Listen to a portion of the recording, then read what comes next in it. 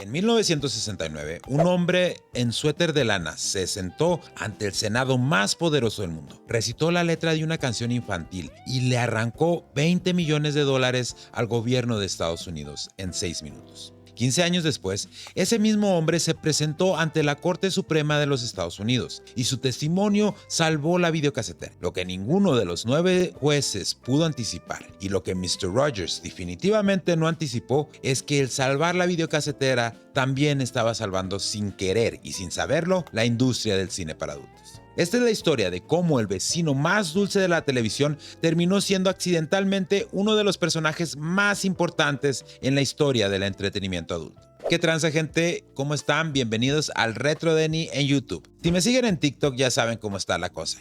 Te doy el gancho, un par de minutos y listo. Pero aquí es donde profundizamos de verdad, sin prisa, sin límite de tiempo y con todo el contexto que una historia como esta se merece. Y la de hoy se merece mucho. Así es que si es tu primera vez por acá, suscríbete, dale like, me ayudas un chingo. Y si ya me conoces, ya sabes qué hacer. Vámonos. Fred McFeely Rogers nació el 20 de marzo de 1928 en Latrobe, Pensilvania. Era el tipo de persona que genuinamente no encajaba en el mundo en el que le tocó vivir. No porque fuera raro en el sentido negativo, sino porque era demasiado genuino para una industria construida sobre la actuación y las apariencias. Estudió composición musical en el Rollin College de Florida. Tenía planes de convertirse en ministro presbiteriano, pero en 1951, cuando terminó la universidad, pasó por un hotel donde había un televisor encendido mostrando programas infantiles, y lo que vio lo perturbó profundamente. Adultos tirándose pasteles en la calle y persiguiéndose unos a otros para hacer reír a los niños. Rogers pensó que la televisión podía ser algo más que eso, algo más útil, algo que realmente hablara con los niños sobre lo que les importa: el miedo, la tristeza, la amistad, la familia. Empezó a trabajar en televisión pública local en Pittsburgh. Para 1968, Mr. Rogers' Neighborhood llegó a la red nacional de PBS y empezó a transmitirse en todo el país. El programa era simple en concepto y complejo en intención. Un hombre en suéter que cambiaba sus zapatos al llegar a su casa, que visitaba a los vecinos del barrio, que hablaba directo a la cámara con una calma y una honestidad que ningún otro programa infantil tenía. Fred Rogers nunca gritaba, nunca se apresuraba, nunca era condescendiente. Hablaba con los niños como si fueran personas completas cuyos sentimientos importaban. Y eso, en la televisión a finales de los 60, era revolucionario. Para entender por qué Mr. Rogers terminó en la Corte Suprema en los 80, primero hay que entender lo que hizo en 1969, porque fue ese momento el que definió quién era Fred Rogers como figura pública.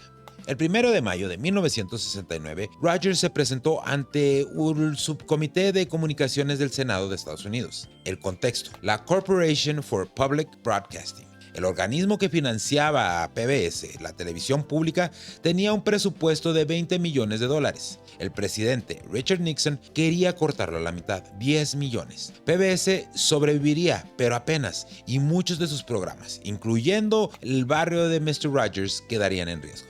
El senador que presidía el subcomité ese día era John Pastore, demócrata de Rhode Island. Pastore era conocido en Washington por ser implacable, brusco y por no tener tolerancia para presentaciones largas o sentimentales. Era el tipo de político que había visto suficientes testimonios en su vida como para ser inmune a casi cualquier cosa. No conocía a Fred Rogers, no sabía quién era ni qué hacía. Cuando Rogers empezó a hablar, Pastore lo interrumpió casi de inmediato. Le preguntó qué era exactamente lo que quería y por qué debería de importarle. La actitud era clara: apúrate, dame los números y vámonos. Rogers no se apuró, no se puso nervioso, no intentó impresionar al senador con estadísticas o argumentos técnicos. Simplemente empezó a hablar sobre los niños, sobre lo que sienten cuando tienen miedo, sobre lo que necesitan escuchar cuando están enojados o tristes, sobre lo que la televisión puede hacer o lo que puede destruir en la mente de un niño de 4 años. Y luego, al final de su testimonio, Rogers le pidió permiso al senador para leer la letra de una de las canciones de su programa. La canción se llama What Do You Do With The Mad That You Feel? ¿Qué haces con el enojo que sientes?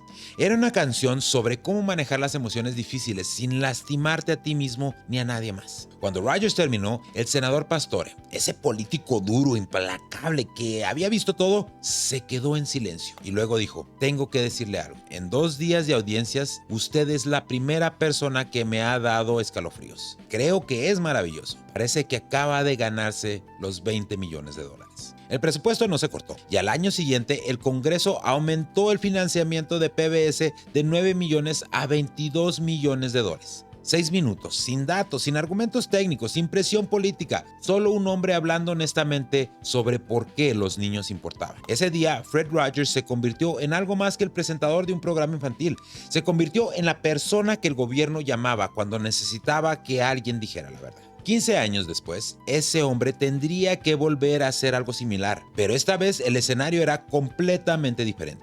En 1975, Sony lanzó en Japón el formato Betamax, la primera videocasetera doméstica comercialmente viable. En 1976 llegó a Estados Unidos. Por primera vez en la historia, cualquier persona podía grabar un programa de televisión mientras no estaba en casa y verlo después cuando quisiera, o comprar una película en cinta y verla en su sala cuando le diera la gana.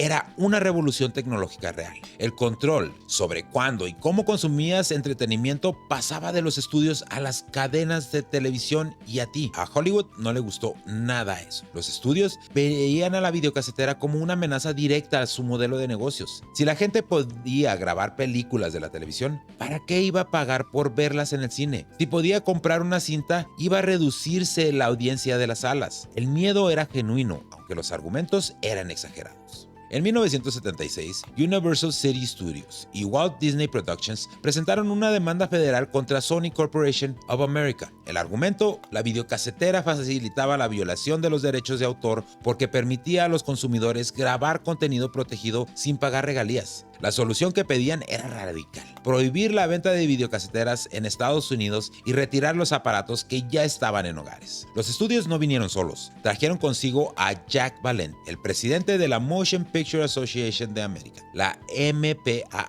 la organización que asigna las calificaciones de las películas en Estados Unidos. Valenti era uno de los hombres más influyentes de Hollywood, con conexiones directas en Washington, desde que había sido asesor del presidente Lyndon Johnson. Valenti testificó ante el Congreso en apoyo a los estudios, y en ese testimonio soltó una de las frases más recordadas y más criticadas en la historia de la industria del entretenimiento. Dijo, literalmente en el Congreso, que la videocasetera era para las productoras de cine lo mismo que el estrangulador de Boston era para cualquier mujer que se encontrara sola en su casa. El estrangulador de Boston fue un desvividor serial que operó en Massachusetts entre 1962 y 64, terminando con 13 mujeres. Valenti estaba comparando una videocasetera con un desvividor en serie, no en una conversación privada, en el Congreso como testimonio oficial. La demanda perdió en primera instancia en 1979. El Tribunal de Distrito falló a favor de Sony, pero los estudios apelaron y en 1983 el caso llegó hasta la Suprema Corte de los Estados Unidos,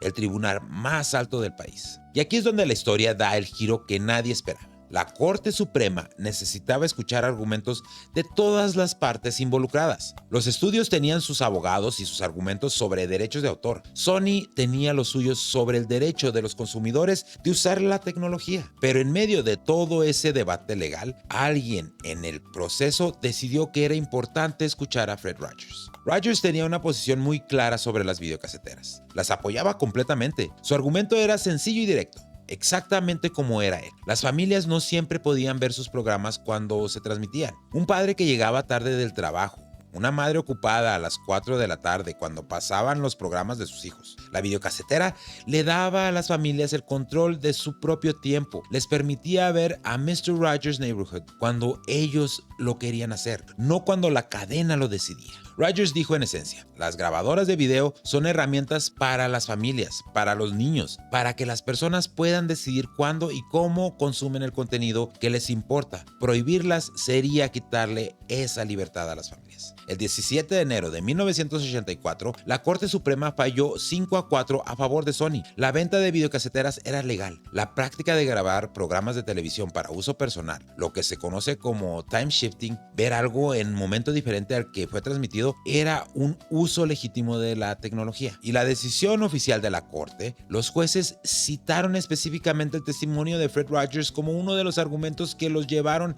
a esa conclusión. El hombre que había salvado a la PBS en 1969 acababa de salvar a la videocasetera en 1984. Y aquí viene la parte que definitivamente Fred Rogers no anticipó cuando dio su testimonio. En los años 70, antes de que la videocasetera llegara a los hogares, la industria del cine para adultos operaba principalmente a través de salas de cine especializadas. Si querías ver ese tipo de contenido, tenías que ir físicamente a una sala, sentarte en un lugar público, rodeado de personas que tampoco querían ser vistas, con todo el estigma social que eso implicaba. El resultado era que mucha gente que en privado consumía ese contenido simplemente dejó de hacerlo. El modelo era demasiado incómodo, demasiado público, demasiado cargado socialmente. La industria estaba atrapada en un formato que le impedía llegar a la audiencia que tenía. La videocasetera cambió todo eso de la noche a la mañana.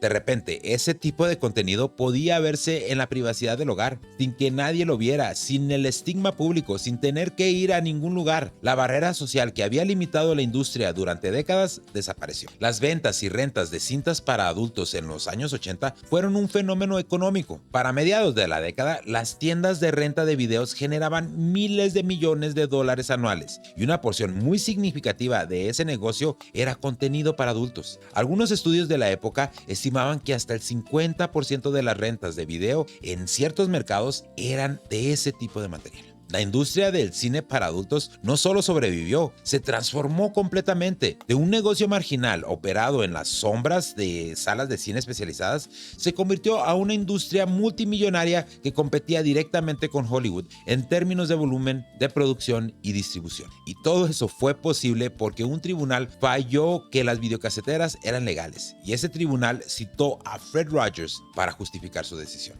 Hay algo genuinamente en esta historia que va más allá del chiste obvio. Fred Rogers no era un hombre ingenuo, era alguien que pensaba profundamente sobre las consecuencias de sus palabras y sus acciones. Cuando apoyó la videocasetera ante la Corte Suprema, lo hizo porque genuinamente creía que las familias tenían derecho a controlar cuándo y cómo veían el contenido que les importaba. No pensó, y no podría haber pensado, en todas las implicaciones de esa posición. La tecnología que él definió por razones completamente honestas y orientadas a las familias, terminó siendo la palanca que transformó la industria que él nunca hubiera imaginado defender.